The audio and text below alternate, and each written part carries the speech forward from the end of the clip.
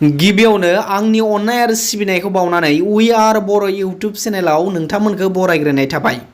दिनैनि खौरांखौ फरायनायनि सिगांग्रो नोंथांमोननो फोरमायहरग्रोयो धेमाजि जिल्लानि सिङाव थानाय सिमेन्ट सापरि 2 नं महनपुर गामियाव मोननै डीडी प्रडाक्शन आरो डीबी बड' प्रडाक्शन मुंनि इउट्युब चेनेल बानायदों। नोंथांमोना बे चेनेलनि गेजेरजों समाजारि सुंद' सावथुन, फेस्ला सुंद' सावथुन बायदि नुनो मोनगोन। डेस्क्रिप्शनाव बे मोननै चेनेलनि लिंक दं। आसा खालामो बर'जों बर' मदद होनायजों लोगोसे चेनेलखौ साबस्क्राइब खालामगोन। सोरबाफोर बिदि प्रमोशन खालामजानो लुबैयोब्ला कमेन्ट बक्सआव चेनेलनि लिंकखौ हर। अब्ला फैदो दिनैनि गुबै खौराङाव। दुलाराय बर' फरायसा आफादा आसाम नाङैनो बाइक रेलि खालामगोन। दुलाराय बर' फरायसा आफाद एबा एबसुआ बर' समाजनि सुबुं सांग्रांथि बाइक रेलि खालामगोन।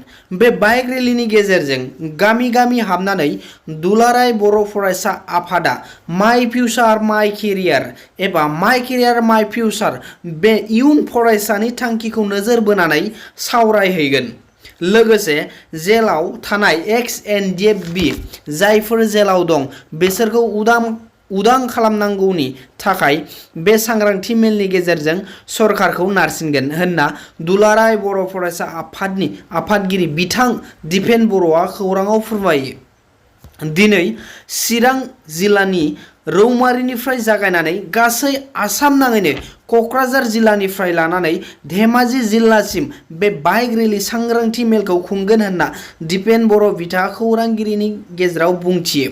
उन्दै उन्दै बैसोआव ड्राग्स जानाय, बिरि सिगारेट सोबनाय, बाइक सालायनानै जाब्रबथाय जानाय, मबाइलखौ बाहायनो रोङियाव गाज्रि लामाजों आगान सुरनाय बेखौ माबोरै सांग्रांथि खालामनांगौ बेनि सायाव सावरायगोन। लोगोसे बायदि बायदि थांखि लायो बे बाइक रेलिनि गेजेरजों। दिनैनि खौराङा एसेनोसै। आरोबाव फिन आंनि खौरांखौ खोनासंनो थाखाय वी आर बर' इउट्युब चेनेलखौ साबस्क्राइब खालामनानै अल बेल आइकनखौ थुनानै दोन, जाहाथे आंनि गोदान खौरां होनाया नोंथांनाव थाबैनो सौहैयो। गोजोन्थों।